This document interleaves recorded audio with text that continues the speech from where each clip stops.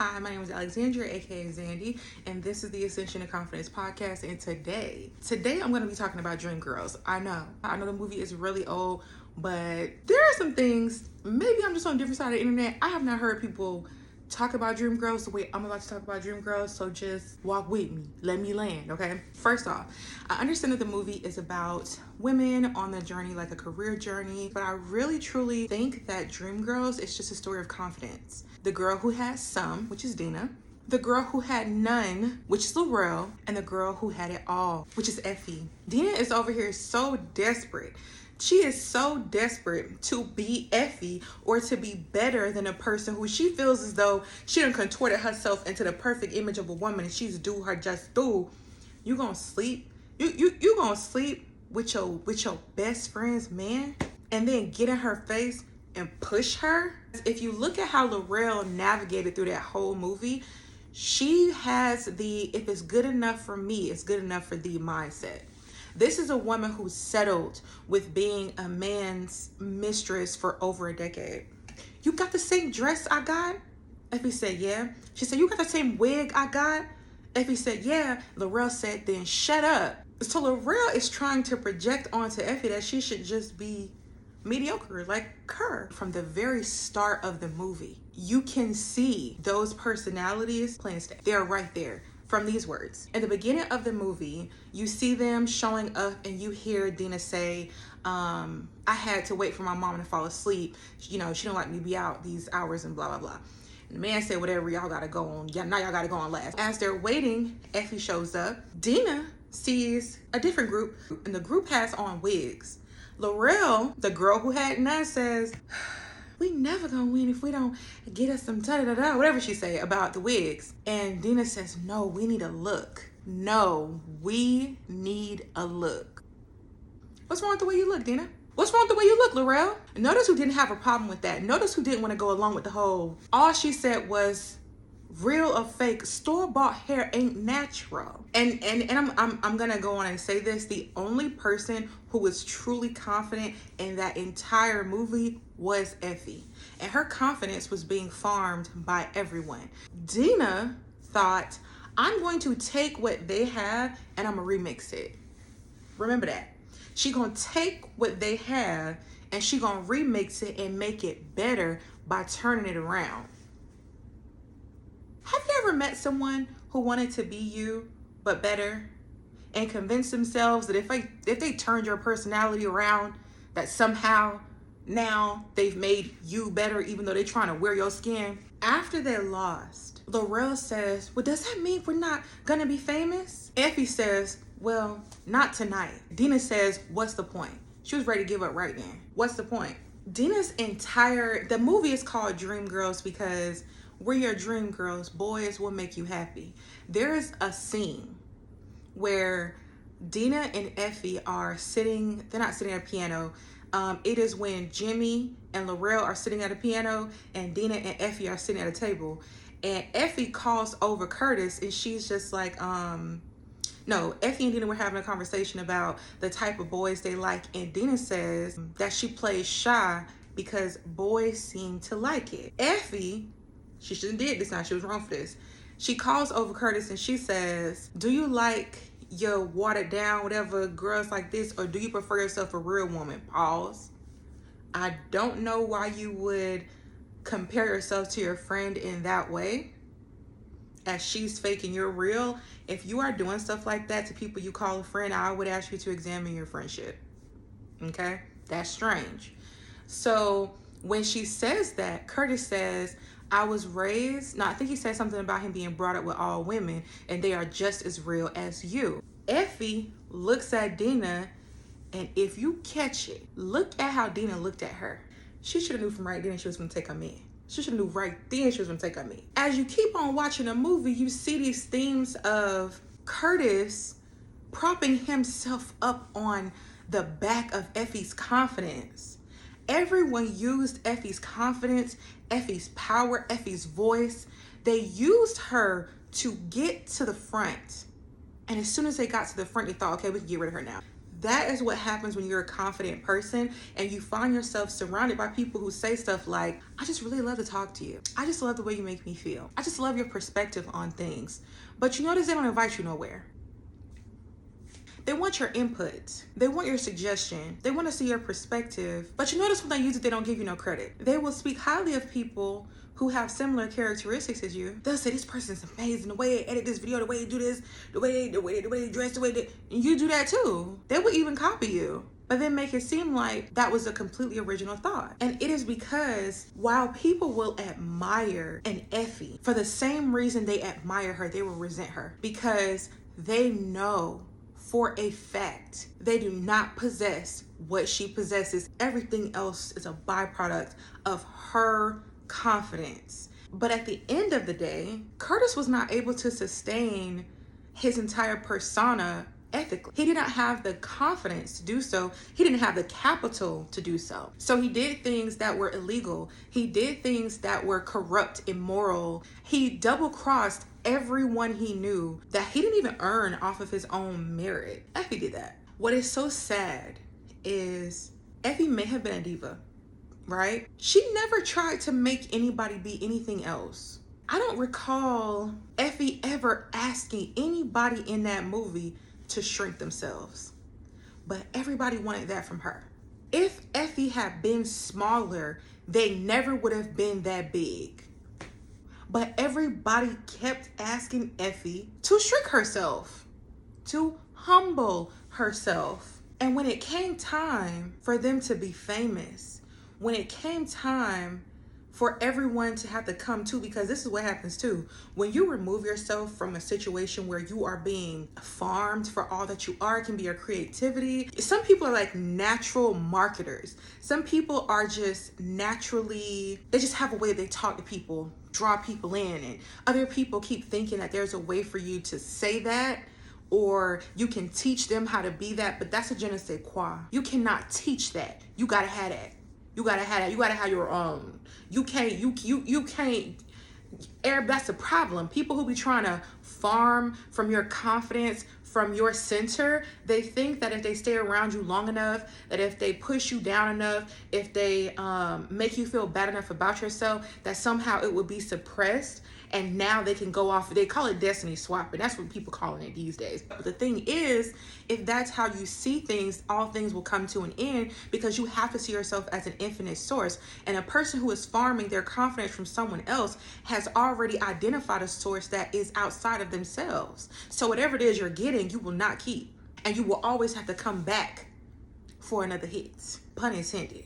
So that's gonna lead me to my next point. Not when you are the source, but when other people around you have not identified their own source and they just keep looking at you and what you have, you tend to be the muse. And in order for people to feel inspired, they need to be around you. They need to have a conversation with you. They need to sit with you. They need to smell you. They need to lay with you. They need to sleep with you. Because men do it too. And they will use your cootie cat to power up.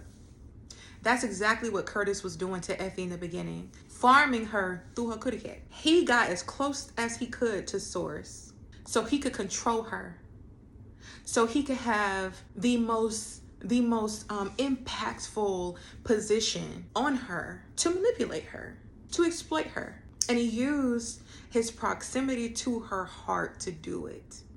She sang her heart out for this man, and he told her, hold on, while he was betraying her. Then he pushed her in the back. Used the love that she had for him to push her to the back. Knowing he always knew he was gonna do that. Curtis knew who Effie was from the first day. He knew, and he said that. The thing is, the ways in which Curtis betrayed her, if you are not careful, those types of things can end you if you are the source. If you've been able to identify with people wanting to be around you to extract things from you. If you are able to identify with Effie at all, you have to be very careful about how close you let people to you when you recognize they're not coming to the table with their own source of confidence, because they're going to try to farm yours up out of you. And a lot of times people will do that just by knocking you down a peg or two. So when he looked at her and said, "You've been late, you've been something and getting fatter all the time," this is a man who was laying with her. When they were first in the relationship, he was used to being around women who look like her, but now that he's messing with Dina, she fat now. So now he's comparing her. If you do not identify who you are in the scenario, if you let what people say to you, if you let it stick, you will never get out of where Effie got herself out of. Because the thing is, Effie didn't lose her confidence. It was just sat down for a little bit. She just sat down for a little bit. She had to get herself up out of there. She had to realize, you know what? Yes, I've got the voice, but I'm gonna have to put a little work. She's got to prove herself. And the thing about it is, she did prove herself. She did. And people robbed her. They robbed her. And then he turned around. He messed with her best friend. That wasn't enough. He tried to steal her dream and give it to somebody else. That wasn't enough. Then when she was making a comeback, he tried to finish her. That man was the villain, the villainest of all villains, the entire movie. And it's just so sad. It's just so freaking sad that was her intimate partner, and that's what he did. And I need y'all to know that's how it normally happens. It's always the people closest to you, and it's the people closest to you because they're the ones who are experiencing all of your goodness. They are the ones who will then, who else is going to build up the resentment but the people who are closest to you, who get to experience the goodness. And then they start comparing themselves, like, why it's not me? Why I don't have that? What makes her so special? Why people want to listen to her? Why people want to watch her? I talk to her all the time and she don't seem that special to me, but you talk to me all the time. Them be the people. It be them ones. Them be the ones. Who else? Who else? And then they will resent. I'm gonna tell you my personal story, and then I'm gonna wrap this up and wrap it back to the beginning, to the end of the movie. My personal experience with this is, I have had friends say stuff to me like, well, of course people like you on social media. You make your life look perfect. Mind you, I have posted on social media me being homeless multiple times. I have posted on social media about me being divorced. I have posted on social media about my mother not liking me and me being abused as a child. And they will still say that. Well, they won't anymore because I don't talk to them. But that's what they've said to me. And I think that's weird. I think it's weird that because you are close enough to a person to know intimate details and the intricacies of their life, that instead of you being like, wow, this is my friend who's gone through all of these things and look at the life they're making for themselves, you think, nah, y'all should see the ugly stuff that she's done too, because she's not that amazing. It's not enough for you to know those things. It's not enough for you to be a person that they trust and love enough to confide in that way. You want to see if other people would still like them if everybody knew what you knew. And what if they did? What if they did? And what if they didn't? Would that make you feel better knowing that people don't know the real you? I don't think the real you should be known by everybody because they haven't been there. They would not have, even if you told people the good stuff and the bad stuff, because they weren't there for the entire evolution, they are still going to make up stuff. You've been there the whole time. And it's why on Threads the other day somebody said, what's something that you were naive and you thought a long time ago, but that you know now? And I said that good people aren't all good, and they're not. Nobody is. You can meet a good person, but you're meeting them now. You don't know what happened before then. You don't know what went into making that person like that. And I've said in another video, just because you've done bad things doesn't make you a bad person. It's who you commit to being. It's how those decisions you made shape you as an individual. Effie owned her stuff.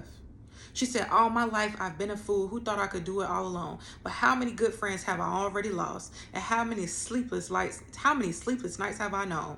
That is her admitting that my ego had me so messed up to where I mistreated people around me. All that darkness can make a person blind, but now I can see I'm changing. She changed who she was. She sang about being with somebody for one night only. And this is where it starts to loop around. We're going to wrap it up. She's saying about being with somebody for one night only And her ex hears the song, tries to steal the song, give it to his wife. Takes all the heart, all the soul out of the song, betrays his friend just so that he can bury her. Something that white Asians used to do to him, he's now going to do to another black woman. Someone he used to love. I don't think he ever loved her in the sense of like who she is. But he's going to turn around and do the same thing to her. Ain't nothing like somebody claiming to have liked you, but they just salivating at the opportunity to hurt you. They just can't wait to say something they think gonna break your little heart. They just can't wait to do something they think just gonna make you shatter because they are so pathetic. They need it. He was so insanely pathetic that he needed to bury her, because if she makes it, then that means all that he's made himself up to be is a lie, and it is. It is a lie. You're not here because of who you are. You're here because of who she is. And now you need to eat off her again. Again? You ain't getting it the first time. Pay attention to what happened. When Effie is gone, Laurel and Jimmy, there's no forward motion with that relationship. When Dina had arrived as this massive star and she started to come into her womanhood, she realized, wait a minute, I don't have any autonomy. I'm not able to express myself. I'm not able to make she wasn't able to step into her own destiny. She was not able to define her life for herself because everything that she had, that man had convinced her that he gave her. And to a certain extent, he was right. When he said to her, do you know why I picked you? Because your voice has no soul, or whatever he said to her. You cannot be a full person existing in whatever square, circle, or whatever it is that somebody puts on you, because they have already defined your ceiling. And that's why sometimes when you're like evolving, you will have to break up with people. You ever been friends with somebody for a really long time, and no matter what you do, what you say, they always talking about, remember when that girl's gone. That girl was naive. That girl she didn't know her stuff. She didn't know you.